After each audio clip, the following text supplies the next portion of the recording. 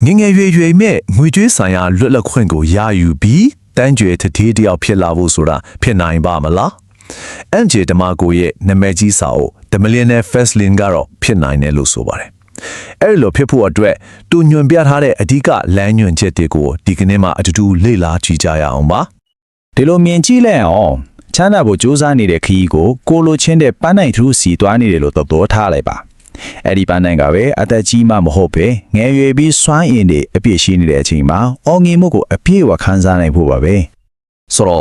့မေးစရာရှိတာကရှင်းရှင်းလေးပါလေအဲ့ဒီပန်းတိုင်ကိုမြန်ဆုံးရောက်ချင်ရင်ဘလို့ရင်မျိုးကိုရွေးမလဲဘာအစီအစဉ်မှမရှိပဲခြေချင်ပဲချောက်ထားမလာ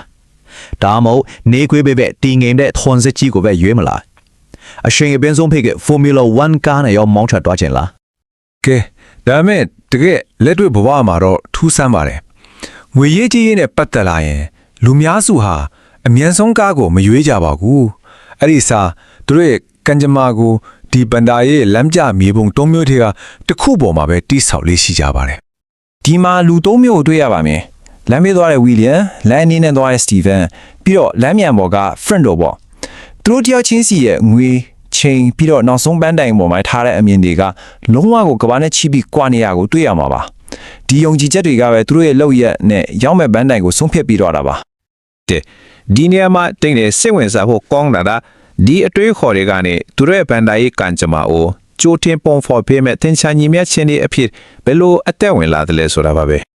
လမ်းမေးသွားသူရဲ့ဘွားကတော့ဆင်းရဲချင်းတန်တရားထဲမှာလင်းနေတတ်ပါတယ်ဘာလို့လဲဆိုတော့သူတို့ရဲ့ညီမြချင်းကရှင်းပါတယ်ဝင်ခွေရလာရင်အကျွင်းနဲ့ပေါင်းပြီးတုံးပြလိုက်တာပဲသူတို့ကအပြင်ပေါင်းမှာတစ်ထိပ်ပုံဖောင်းဖို့ကိုတကယ်ပိုင်ဆိုင်မှုအစင်မာနဲ့မရင်ပြီးအလေးထားလိုက်ရှိကြတယ်လမ်းနေသမားတွေရဲ့ပုံတင်ကြီးကတော့ကြီးလိုက်ရင်ပို့ပြီးတော့တည်ငြိမ်တယ်လို့လုံခြုံတယ်လို့ထင်ရပါတယ်ဒါပေမဲ့သူ့ရဲ့အဓိကအစစ်ပိုင်းတစ်ခုဖြစ်တဲ့အလုံးနဲ့ဈေးကွက်ယင်းနှိမ့်မြုံနှံမှုမှာကြီးမားပြီးတူညီတဲ့အကန့်အသတ်တစ်ခုရှိနေပါတယ်ဟုတ်ပါတယ်အဲ့ဒီအဓိကချက်ကတော့အချိန်ပါပဲလာကစားလို့ပဲဖြစ်ဖြစ်စူပေါင်းတုံးတုံးရဲ့ယင်းနှိမ့်မြုံနှံတာပဲဖြစ်ဖြစ်ဒီနှစ်ခုလုံးဟာအချိန်ဆိုတဲ့အကန့်အသတ်အောက်မှာပဲလဲပတ်နေတာပါအချိန်ကိုထိန်းချုပ်လို့မရတဲ့ရွေးတော့ချမ်းသာဖို့ဆိုတာလဲထိန်းချုပ်လို့မရတဲ့အိမ်မက်တစ်ခုလိုပဲဖြစ်နေမှာပါဒါဆိုရင်အဲ့ဒီအချင်းရဲ့ထောင်းကြောက်ကနေဘလို့ယုံသွားမလဲဒီစာအုပ်ကတော့လုံးဝကွဲပြားတဲ့ညီးမြချင်းတစ်ခုကိုပြောင်းလဲကျင့်သုံးမှုလိုအပ်တယ်လို့ဆိုပါတယ်အဲ့ဒါကတော့လမ်းမြချေကြွယ်ဝမှုညီးမြချင်းပါပဲဒီညီမြချင်းရဲ့အစွမ်းကကိုပိုင်စီပွားရေးစနစ်တစ်ခုကနေလာတာပါသူ့မှာအဓိကကျတဲ့အမြတ်ဆိုတဲ့အပိုင်းကိုကိုယ်တိုင်ထိန်းချုပ်နိုင်တဲ့ကင်ရှင်နှစ်ခုနဲ့တိစော့ခါတာပါအဲ့ဒါတွေကတော့ရောင်းရတဲ့အရေးအတွက်နဲ့တစ်ခုချင်းစီကနေရလာတဲ့အမြတ်ငွေပါပဲအကန့်အသတ်ရှိတဲ့အချိန်နဲ့မတူတာကဒီကင်ရှင်နှစ်ခုစလုံးကိုအစာပေါင်းများစွာတိုးမြတ်နိုင်စွမ်းရှိနေတာပါပ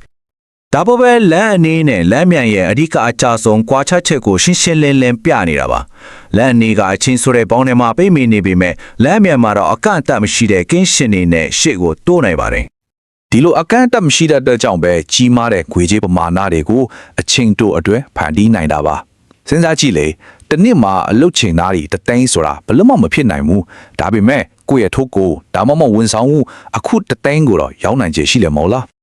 ဟုတ်ပြီဒါဆိုရင်လက်အမြန်စီးပွားရေးတစ်ခုကိုဘလို့တိဆောက်မလဲဘာမဆိုစီးပွားရေးလုပ်ငန်းလို့နာမည်တက်လက်ရုံနဲ့လက်အမြန်ဖြစ်မသွားပါဘူးတကယ်လက်အမြန်လုပ်ငန်းတစ်ခုဖြစ်ဖို့လိုက်နာရမယ်တိကျတဲ့အခြေခံမူတွေပညတ်တော်တွေရှိနေပါတယ်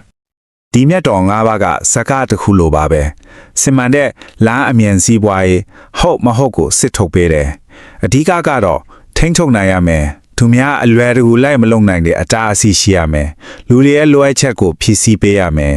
ဝင်ငွေကိုအချိန်နဲ့လုံးဝခွဲထုတ်နိုင်ရမယ်ပြီးတော့အကြီးဆုံးချက်ထွင်နိုင်ရပါမယ်ဒီထဲမှာအရေးကြီးဆုံးပြည့်တဲ့တော်ဖြစ်တဲ့အတိုင်းအတာဒါမှမဟုတ် skill ရဲ့အထက်ကအချက်ကိုဒီစကားတစ်ခုနဲ့အနည်းချုပ်လို့ရပါတယ်လူတိုင်းပေါင်းများစွာကိုအကျိုးသက်ရောက်စေရင်တန်ပေါင်းများစွာဖင်ရလိမ့်မယ်ဒီအတွေ့အခေါ်ကို law of affection လို့ခေါ်တယ်ဆိုလိုတာကချမ်းသာဖို့နီလန်းကနှစ်ခုပဲရှိတယ်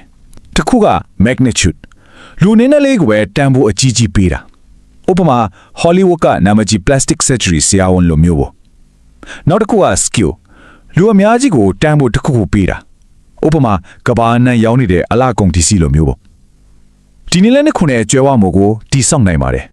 နောက်ဆုံးမှာတော့ဒီလမ်းမြန်ဆိုတာရဲ့အန်တီမပန်းတိုင်ကကိုယ်ဝင်ငွေကိုအချိန်နဲ့လုံးဝလဲလှယ်စရာမလိုတော့တဲ့စနစ်တစ်ခုတိစောက်ဖို့ပါပဲ။ဘာလို့လဲဆိုတော့အချိန်ဟာလူတစ်ယောက်အတွက်အဖို့တန်းဆုံးနဲ့အကအသက်အရှိဆုံးပိုင်ဆိုင်မှုဖြစ်နေလို့ပါပဲ။အဲ့ဒီချိန်ကိုပြန်လဲပိုင်ဆိုင်နိုင်ဖို့ပါပဲ။ ဒီစာအုပ်ကတော့လမ်းထုံးတွေနဲ့သူတို့ရဲ့တေချာသလောက်ရှိတဲ့ရလထုံးမျိုးကိုရှင်းရှင်းလင်းလင်းတင်ပြထားပါရဲ့